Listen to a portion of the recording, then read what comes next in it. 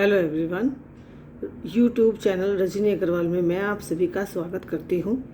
आज का हमारा उपविषय है बाबा साहब भीमराव अंबेडकर द्वारा रचित पाठ श्रम विभाजन और जाति प्रथा एवं मेरी कल्पना का आदर्श समाज।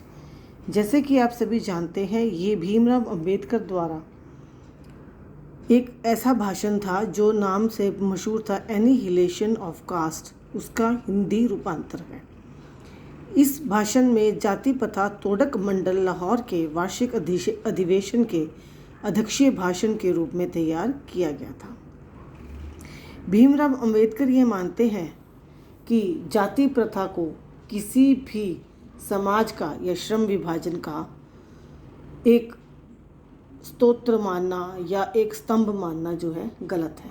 उन्होंने इस पाठ में ऐसे ही आदर्श समाज की कल्पना की है जिसमें जो है श्रम का विभाजन जाति के हिसाब से ना किया जाए।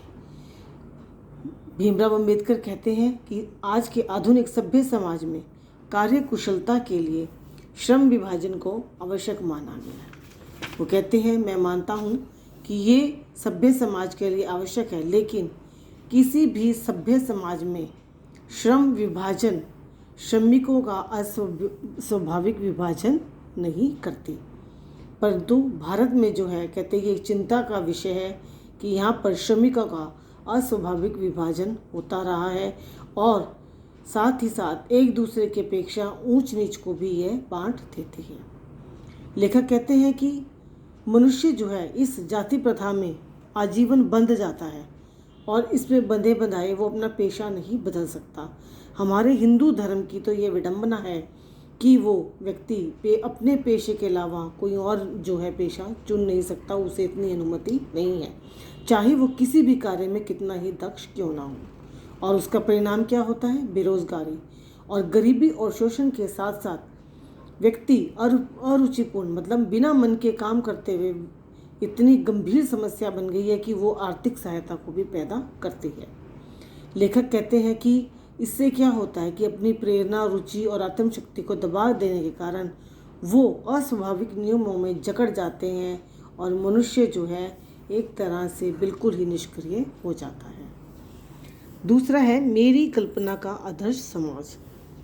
लेखक कहते हैं कि मेरी नज़रों में मेरी कल्पना का आदर्श समाज कैसा होना चाहिए कि जहाँ की व्यवस्था स्वतंत्रता, समता और भाईचारे पर आधारित हो। और कहते ये जो है निरंतर ही एक समाज के एक छोर से दूसरे छोर तक जो है चलती रहनी चाहिए। वो कहते हैं समाज के हित सभी का हिस्सा होते हैं और सभी के लिए होने चाहिए। वो कहते हैं और लोगों को भी इनके प्रति अपना सजग रहना चाहिए।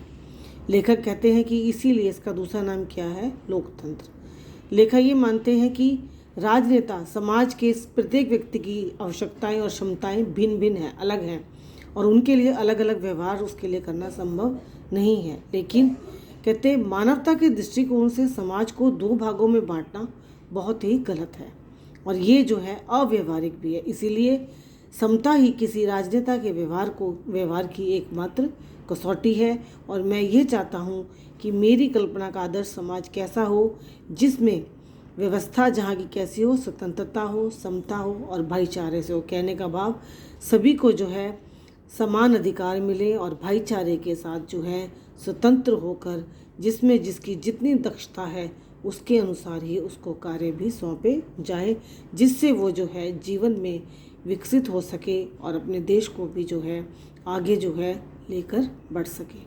तो बच्चों, ये था भीमराव अंबेडकर द्वारा रचित पाठ श्रम विभाजन और जाति प्रथा तथा मेरी कल्पना का आदर्श समाज। आशा करती हूँ आपको ये समझ आया होगा और अगर अच्छे से समझ आया है तो मेरे चैनल को लाइक करें, सब्सक्राइब करें। धन्यवाद।